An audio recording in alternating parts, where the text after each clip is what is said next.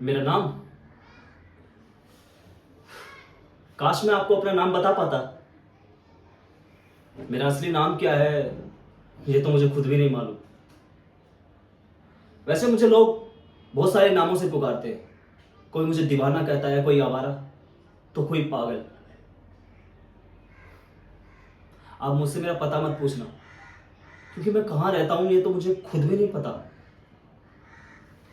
Footpath मेरा बिस्तर है, आसमान मेरी छत, और बेरोजगारी मेरा कभी साथ ना छोड़ने वाली महबूबा।